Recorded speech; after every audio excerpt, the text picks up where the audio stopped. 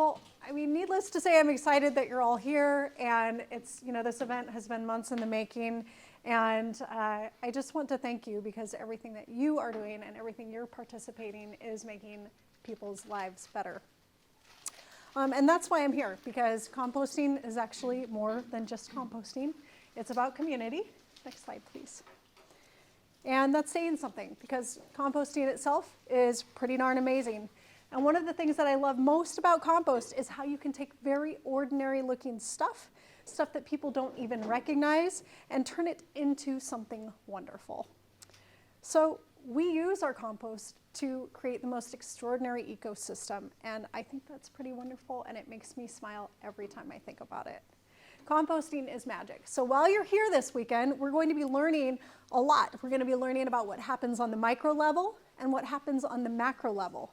On the micro level, composting is all about fungi and bacteria and microorganisms and worms and carbon and nitrogen, and Prima's going to quiz you again and again and again. How are we doing? Oh, we are just trying to go on. All right. Come on in. Yeah. All right. Do we need some of the video some night? How are we, Inez? I can always pull. Okay, cool. That's actually good. Okay. All right. So we've got two things we're working with. We've got the micro level and the macro level. The micro level, tomorrow, we're talking all about that. You're going to be looking at it literally under a microscope. And today, the reason why I'm here talking with you is that we're going to talk about the macro level. A famous composer once said, and Julie, you would know this, that music is all about the space between the notes. And so whether it's a piano key or the plunk of a string on a guitar, it's the combination of the instruments and the quiet moments in between that give us a sense of the overall experience. And that's what brings meaning, and it also gives us what we call music. The music that influences us, that makes us feel and changes us, is a process, and it takes vision and practice to bring it to life. And the physical chemistry of composting works the same way. You can't just stare at a banana peel and have it turn into compost. So making music, it's a process, a dance between the seen and the unseen. And the catalyst for converting organic materials into rich soil is an intentional action of combining elements, picking up tools, applying information, and stewarding a process through time. Next slide. A catalyst is an agent of change, and composting is all about change on the micro and macro level. Here on the macro level, we're having a conversation, and whether you know it or not, that conversation is about inclusion, it's about policy, it's about social change, and transformation. We also have a catalyst. It's the energy that we all bring to the process. Think about this event. Think about everything, even if you're an attendee, think about everything that could have possibly gone into this event. We have a beautiful facility. We have people that really steward and cared for this process. Thank you, Erin. We have the faculty, and we have the people that clean the dorms that have been sitting there for a long, long time waiting for us to arrive. We have the visionaries here and the university that said, we don't really know what that is, but sure, we think that's all right. And Erin's like, all right, if you build it, they'll come. So we have the catering staff and the chef that we actually brought into a conversation where I could watch everything go from like, I make food in the cafeteria or the commons to, wow, I get to cook for this group of people, and we get to share story and talk about where our food comes from. There's all these little things that happen behind the scenes. Our volunteers, truly, I mean, that's like, it's compost on the macro level in real time. All of the heart and all of the energy that goes into being here in this moment. Thank you for that. And our amazing fiscal sponsor, we've got Courtney right here front and center. Thank you for launching us and giving us this space to do this work together. And for our staff, thank you, Lauren. Where's Prima? Prima. Yes, and our supporters and our funders. So all of those things are going on in the background, but the place and even the people are just the raw ingredients. So just like the organic material that we use to make compost, there's something else that's happening here. And maybe you can feel it already. You're having conversations that you hadn't had before. It's hiding in plain sight. You can feel it because we just got here, but it's like there's something happening. You know what I mean? Yeah, I'm not the only one having that experience. That's good. So it's the interaction between us where the magic happens, and that's the alchemy of togetherness and shared purpose. This weekend, each one of us will feel feelings and think thoughts that we wouldn't have had we not chosen to be here today. And in just a few days, when this experience becomes something in the rearview mirror, it will be those feelings and ideas and relationships that strengthen your capacity to go do the joyful work that's ahead. Next slide, please. So what I just described is synergy. And synergy is the interaction of two or more agents where forces where their combined effect is greater than the sum of their individual effects. So just like that space between the notes that make music, synergy is the effect that we create when we come together to do something that is bigger than ourselves. That's the power of community. So once upon a time, building community was a whole different ballgame. I don't know how many of you grew up with Mr. Rogers in your living room on your television set, but I did. And I knew the people in my neighborhood because that was a thing. We greeted the post person, and we knew who the ice cream person was delivering on the street. But now it seems like things are a little bit more complicated. And on one hand, the people on my phone actually make my neighborhood feel global. And then on the other hand, I don't always know the people that live down my street. I make an effort, but that's not always the case. And even some of my family members that are going to be sitting at my Thanksgiving table, those can feel like strangers too when politics and religion come up into the conversation. But it doesn't necessarily take us agreeing in order to have a positive interaction. We want to be able to have intention and dedication to building community. So we need to be able to invite all of those voices to the table. Kind of like when we build a compost pile or make a funky piece of music. We've got to bring it all. So years ago, in a moment of weakness, I just have to tell you this story because this was the ultimate for me in building community. I agreed to coach my son's soccer team. And nobody else stepped up to volunteer. It was one of those cases where it was like, these poor kids, they want to play so badly, but no parent is going to volunteer. So I ended up being that person. I had played soccer competitively as a youth, and this was the only chance for my son and these kids to play. And so I said, sure, why not? What's the worst that can happen? So then I met a bunch of hormonal 13-year-olds, and they're equally flaky and misbehaved parents, and that was interesting. Even more interesting was my assistant coach. And my assistant coach showed up to practice on the first day with a t-shirt that said Jesus and Trump all on one in hot pink and a bunch of face tattoos. And I thought, okay, all right, I'm going to figure this out. And I made sure that we got along well enough to get through the season. Did we win a single game? Absolutely not. We did not. Kids flaked on practices, and I ended up bringing the orange slices. But at the end of the season, when we're at the pizza party and there's smiles and there's hugs to go around, we were absolutely champions. Even as I listened to my assistant coach tell my players that climate change wasn't real and offer a prayer on the field, and I mean, it was glorious. But really, at the end of the day, we were solid, and we did something together. And those kids are going to remember that time. Why am I telling you this story? People are complicated, and teamwork can be messy. And there are a lot of new projects in this room. And I always tell people, your project, no matter how much heart, no matter how much good intention it has, it is only as good as the way that you cultivate the people around the project. So how do we do that? So some people look at compost and they say, ooh, that is gross. And some people look at relationships and other people's bumper stickers and they say, ew, that's gross. But both the word community and communicate are rooted in sharing. And I want to talk about that with you today. Slide 5, please.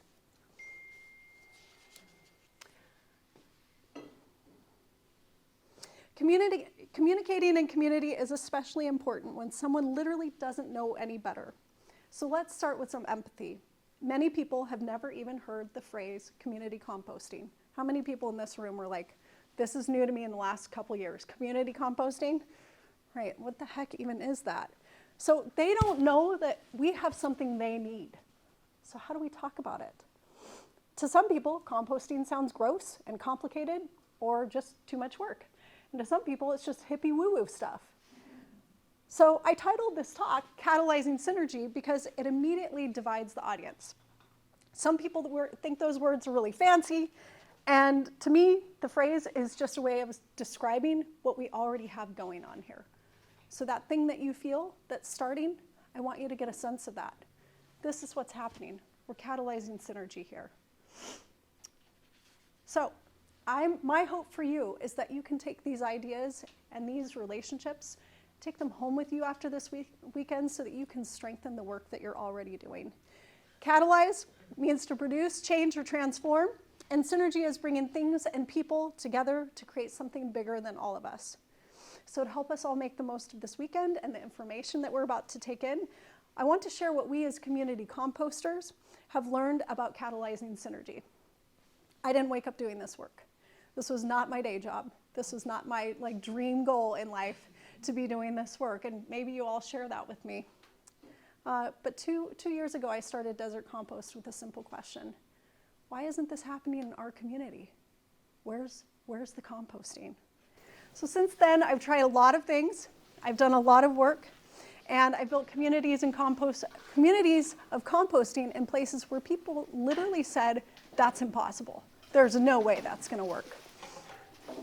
So I wanna share with you what's been working for us because we did overcome those hurdles. Next slide, please. There are 3 keys that I'd like to give you today that will open 3 doors. Outreach, engagement, and education. Outreach, engagement, and education are the keys to increasing volunteerism, activism, next slide please, and strength in your community composting project.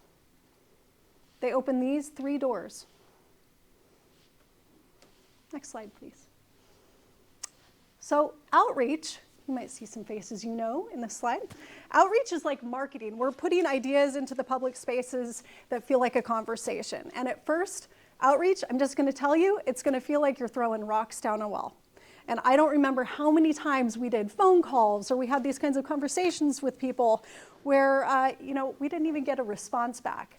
And then there were times during my outreach journey that was like, I got a no. And that felt like good news because it was like somebody on the other end was a live body. So effective outreach requires us to be patient, kind, and totally relentless. And when I think about this, I think about waves on a cliff. Waves on a cliff, they just keep doing their thing over and over and over, and eventually the cliffs, they wear away and the waves keep doing their wavy thing. So I would like you to imagine being a wave in the way that you do outreach for community composting. Because eventually that same person that you've been talking to about this stuff that they didn't really understand in the beginning, 8 months down the road, they'll be like, oh my God, that's amazing. Wow, really? 131,000 pounds that you kept out of the landfill? And that, wow, really? That equates to 100 trees planted? No way. You're telling them the same story over and over and over, and that's okay. That's part of our job. This is part of composting. Next slide, please. Outreach opens the door to volunteerism. Here's another way that you know that your outreach is working. People show up. This room is full. All the help is reciprocal. We love our volunteers, and I am genuinely grateful for every second that we get to spend with you, truly. Here are some of the ways that we can take care of our volunteers. When you are starting a new project, I want you to really listen to this. People will come back when you care for them. Shade, it may seem like a no-brainer, but if it's not there in the desert, or anywhere else in California for that matter, people will know. Food, you recognize this, Julie? Yes. So at our so Julie is a member of the United Methodist Compost site, and Pastor Jane at United Methodist was an ex-comedian or something in her past life. She was a comedian, so she thought she was really clever by bringing a bucket of, ground up Oreos and some gummy jellies and some worms and things like that to one of our coffee and compost conversations. Some of the sites are really effective because they take the time to spend after their composting to just hang out, share food, swap story, troubleshoot, have a conversation, get to know each other. Otherwise, why do it? Water, please make sure all of your volunteers have water. We invest in an igloo cooler that we're always refilling and making sure everybody's taken care of.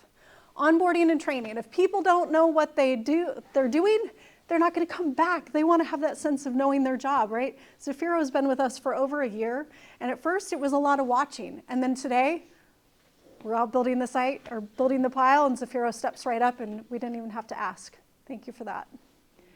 Endings and beginnings. Do y'all know what I'm talking about with these? This is a big thing in my family, and so I actually brought it out to the compost site because what I recognized is that if there is no ending and beginning, people are just kind of loosely floating through space.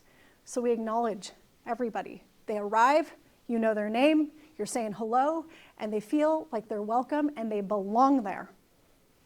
And when they leave, they do not walk away without anybody noticing. Please remember that. Acknowledgement, gratitude, care. I'm telling you things that are probably really intuitive, and you're like, yeah. Acknowledgement. We all want to be seen. I mean, we're showing up for different reasons, there's no doubt. Some of us are just like, I need to step away from the desk, and I need to go get my hands in the soil. That's fine. Some people are like, I need to feel purposeful, and I want to know that my volunteerism is actually mattering. Some people, it's really a stewardship about the earth and care for each other. For me, it's always been about the people. I believe in my heart, and I'm going off script, but I believe in my heart that people can do better, and this is how we do it.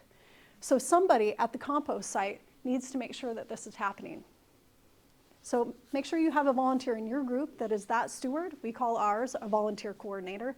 That person makes sure that everybody is known, cared for, acknowledged, thanked, and they've had a hello and a goodbye. Next slide, please. Okay, so this is where we get into groups. I'm going to ask you all to get into groups of 4 in just a moment. But I'd like to give us these kinds of questions to review. We're going to do a brainstorm of sorts. So in your group, I'd like to ask one of you to be the facilitator, one of you to be the scribe, and one of you to be the spokesperson. And essentially what we'd like to do is go through these questions. Who are you reaching out to? Are you reaching out to like-minded supporters? That's all fine and good. I mean, it's kind of great. Prescott Preserve, you have a huge body of supporters, probably bigger than anybody else in this room. And how many people outside that choir are you talking to? How are you reaching the people that maybe the preserve or wildlife isn't their thing, but maybe they don't know yet that carbon drawdown is their thing? How do we reach those people? How do we talk to them about building soil and building community by building a compost pile? So are you also reaching out to people who think climate change is a hoax? I want to put that on the table, because remember my soccer coach, and remember my family members at the Thanksgiving table. Every one of these people deserve a seat at the table, if you can welcome them in. Like the arborist. Remember David? So we've got, there's lots of opportunities to bring people in that may not agree with you, that can still contribute to the good of your project and to the good of the planet that we all share. The next question is, what have you been doing to reach out to your community? Are you creating a call to action? Are you asking them to sign a petition? Are you asking them to call your city council if they don't have their green bins? What kind of action would you like to bring? And who are you talking to? And do you know enough people? Go, Mr. Rogers. Who are those people that need to know that you're doing this work? Why are we reaching out? There's a psychiatrist who survived the prison camps during the Holocaust, and he said that those who have a why can bear almost any how. And logistically, these first 2 questions, super important. This one, here. It needs to live in you. A couple weeks ago, we were out at the compost site. I can't remember if you were there. You might have been there.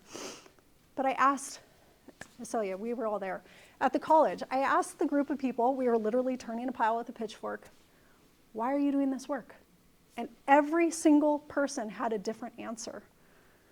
It's really important that you can actually access that and know each other, know the people that are showing up to do this work and understand their why, because that will be the thing that allows them to feel like they are purposeful and they're willing to return.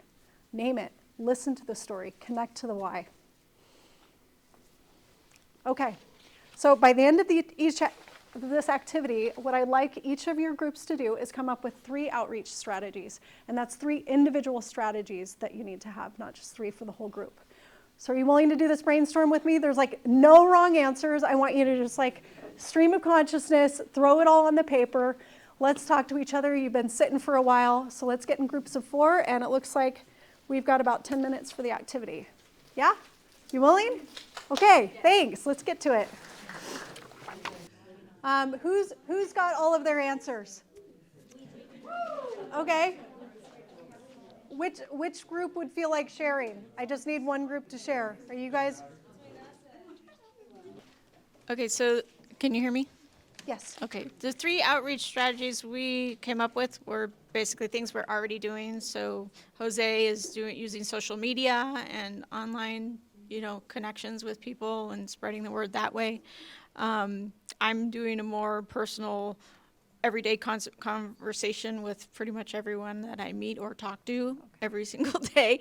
And then Zafiro is taking a more formalized approach with events and tabling and like a formal community outreach approach. So Okay, so we've got webinars, we've got, and you said day to day, daily you're connecting with somebody. So yeah. personal. So a deep personal connection every day. Webinars, deep personal connection, tabling. Yes? All right, I think we have time for your answers too. Okay. So our who, we argued a little bit about that. Yeah, because he's like, people who want to hear, and then I said, anyone who has ears. Yeah. What are we doing? We would be tabling, flyers, promoting on social media, hosting events, volunteering, going to places. Is this a... Yeah, you keep it open. Okay. Our why is to better the environment, to bring awareness, to protect the future and like our family members. And our outreach strategies were visiting schools, tabling outside of stores, collecting food from places, social media, hosting educational events, and going to open forums. That's it, huh? You cut us off early. Sorry. Thank you. No, that's pretty comprehensive. Okay, well, thank you all. And I would like to collect your papers, but we've got a couple more activities. I have a few more keys and doors to give you. Next slide, please, Lauren. Okay, so engagement. Building with people is much more effective than building for. Our collaborations with individuals and organizations not only achieve outcomes that would be impossible on our own, but they also give every participant a sense of ownership. We called this training soil stewardship. Think about what that means, right? It gives people a sense that they are responsible and accountable for what they are taking part in. And it's important to remember that everybody has a different social system. So that can be family, it can be work, it can be community, and people who are community organizations who are supporting people to do the work. Next slide. So one of the ways that Desert Compost has built our engagement is to partner. And libraries happen to be a really great place to do that because they cross all economic divides and they are able to bring in lots of different people of all ages. We also make sure that all of our materials are bilingual, and we emphasize giving people an activity to do. Next slide. So these are not my favorite pictures, but they're the only ones I have. And this person right here happens to be the city sustainability manager of Palm Springs. I struggled with the city of Palm Springs for 2 years. I mean, literally like wrestled with them. Now they are our ally, our partner, and they are giving us a second round of funding. And here we have the sustainability manager talking to a group of Urban Conservation Corps members. She came out on her working day to talk to young people about how this work in composting can actually translate into a larger role. Right here is an arborist. This is a local arborist that brought us wood chips. This also took 2 years for us to establish. I personally bake these people cookies.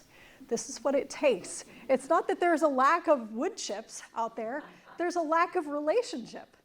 And even Aaron, if you came in on the other end of surf, we all have something called mulch envy. And in the desert, we're like, ooh, carbon, wood chips. Ah.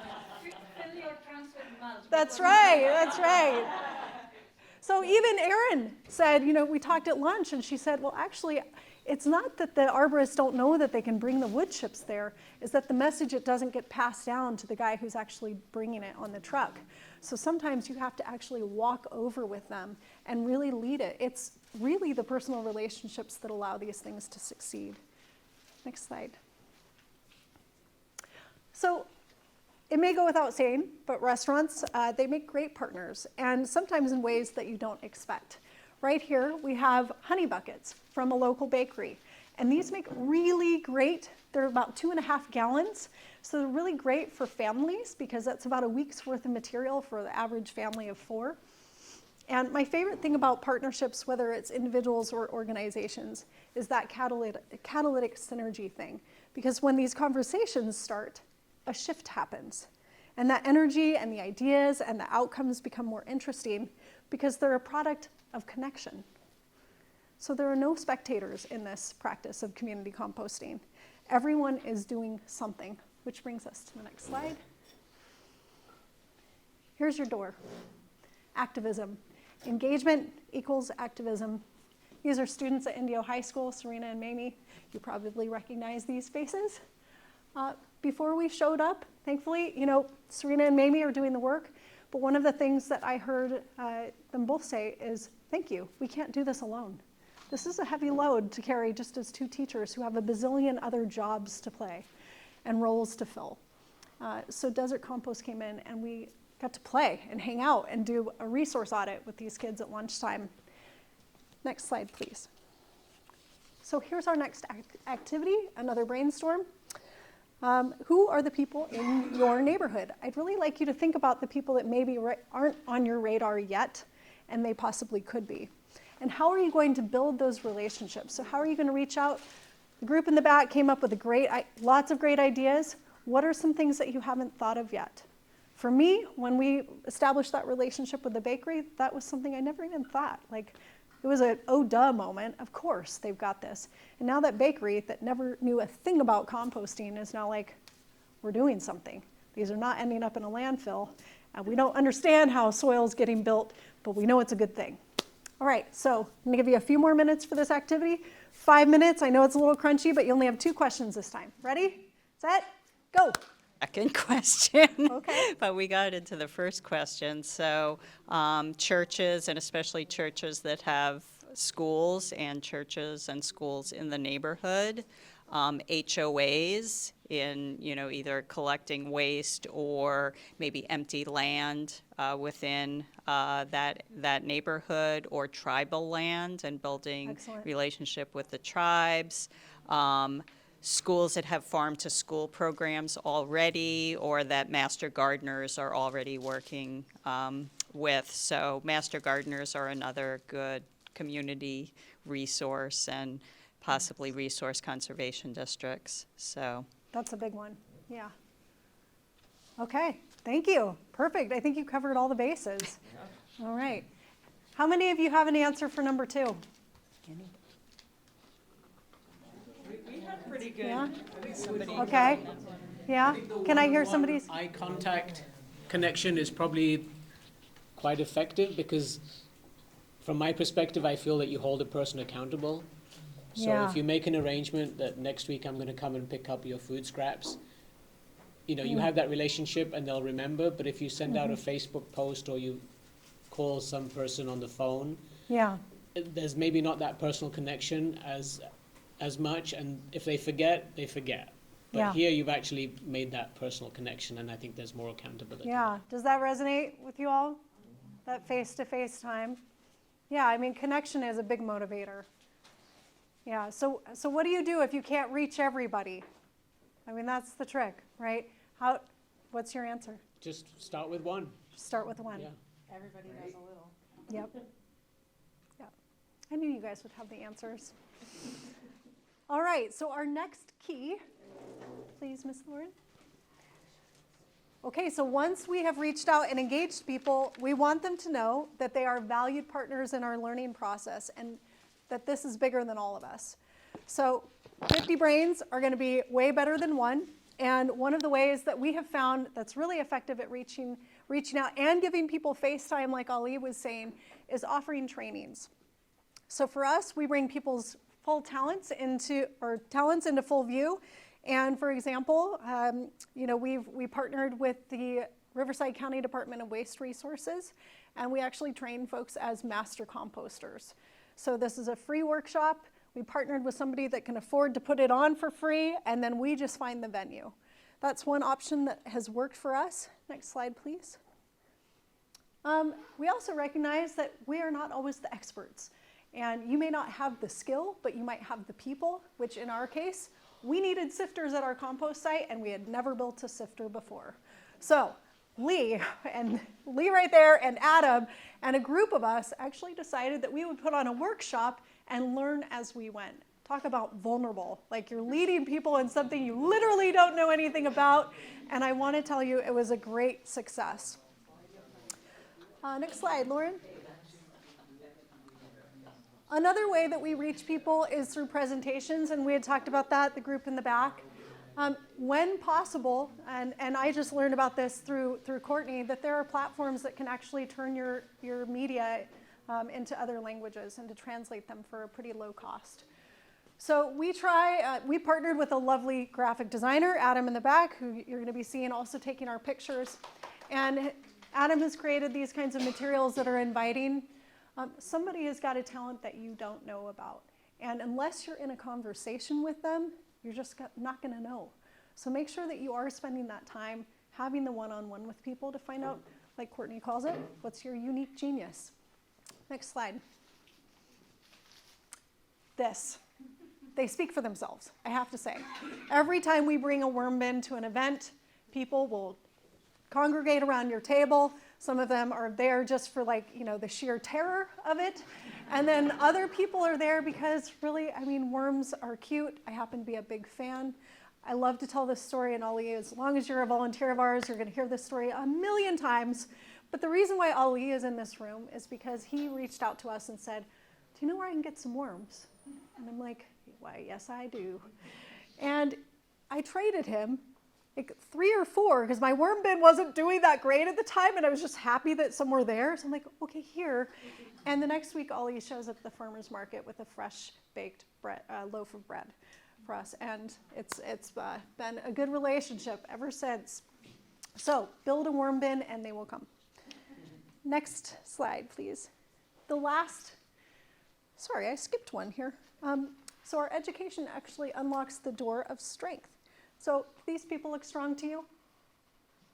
Oh, come on. Yes, they do. Okay, good. So they are like Olympic weightlifter strong. And I have seen these people withstand aggressive nonsense from climate change deniers. I've seen them advocate at the city council meetings. I've seen them stand up to pressure tactics from the garbage companies. But the most impressive thing that I've seen them do is grow. All our volunteers and staff and leaders, me included, are constantly growing. And so is our cause. We are bringing in new people every week. This last week, you'd think I was completely focused on this event, but nope. I actually opened a brand new compost site. I spoke at a senior citizen center. I did a resource audit with my friend Prima over there and a bunch of high schoolers. And I counted hundreds of apple cores, sandwiches, plastic spoons, and thousands of ketchup packets, yes indeed. And we took a new volunteer into our organization this week too. So our strength is actually in togetherness, and I can't wait to see what your community members are ready to do as you bring them together into these conversations. I also want to just be honest with you. There are moments when I do not feel that strong. And sometimes I feel like I am way in over my head. Like, what did I do? This was supposed to just be a community organizing project, and how did this happen? So what I want to say is that you're in good company if you have those moments. That's why we do this. This is why we bring togetherness and make it possible so that you can reach out and you can lean on your community members when you're feeling like that. That's why we're here. Last one, please. So as you attend the sessions this weekend, I want you to pay attention not only to the information, but to the way that people are delivering it. Note the moments where those things can be really helpful to you and take them with you so that when you're leading people and you're sharing this information with them, talk to them about the things that stick, that are live for you, that are most meaningful. People will listen when they feel a resonance, that you're actually connecting to that why in you. So now we've got the keys, and now we've got the energy, and we have just a few more minutes. So this one, not a lot to do with composting. I'm going to have you get back together with your group. I want you to talk about your favorite moment in learning, like your best one ever. And if we have time, your worst one. Okay, ready? Just a couple minutes. Here we go. Give it to me. Who's got it? Your most favorite moment in learning. Your greatest, most favorite, best.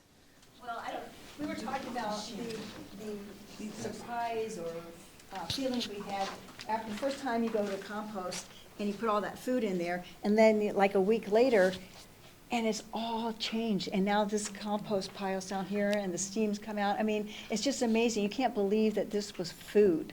Yeah. It's no longer food. It's really changing, to see that happen. And you really feel like you accomplished something. So we like that idea. I love that. Were you all able to hear that?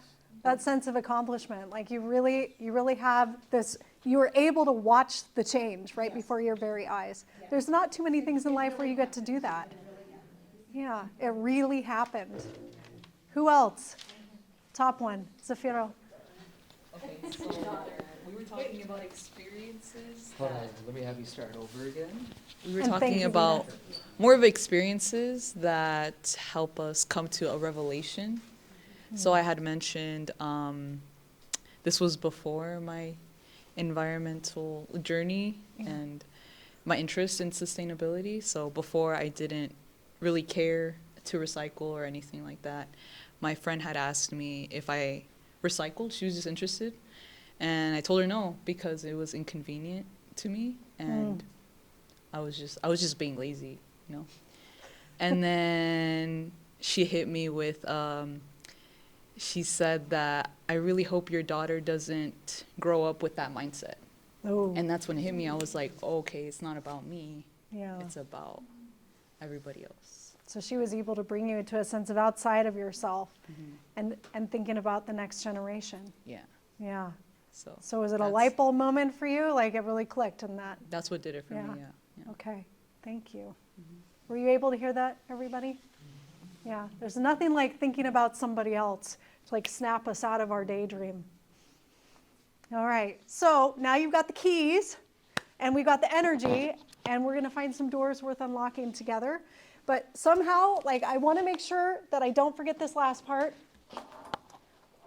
For those of you who know me, I used to work as a mediator in the jails and the courts. And I would always ask the inmates, what's the thing that you miss the most on the outside? And they would say, my kids, my family, good food, air like nature and trees and people. And at the end of the time, they would always forget this one critical piece. And I'd bring it to them after everybody had listed it all out, and I would say, what about this one? And what about this one? And it was like, ding, oh yeah, this is critical. So with whatever you are doing, no matter how many compost piles you build, no matter what your compost looks like under the microscope, I want you to remember to get goofy, because that is gonna keep you going. It certainly keeps me going. So my request of you for this weekend is somebody's gonna make a mistake somewhere. I promise you, we are imperfect and we are messy and we are doing our best. My request is that you give us permission to be imperfect and that we just get silly and use humor and try and surf our way through that, literally surf our way through that. Thank you, Erin. Anyway, I want to stress this, and if you can, we didn't get to do this year. That's just a picture tells 1,000 stories, right? So there we are, our compost, our pumpkin smash last year. If you can do this at your site, I recommend just go smash something and do it when it's permissible and let people have fun. I know one of the projects that Anna works at, they built a catapult for their pumpkins and literally launched them. So please don't underestimate the value of fun and play that draws everybody in. So that's your freebie for the day. And Adam and Lee are going to lead us through our next activity. We're going to head back over to surf and do a hands-on module. But thank you. Thanks for your support. And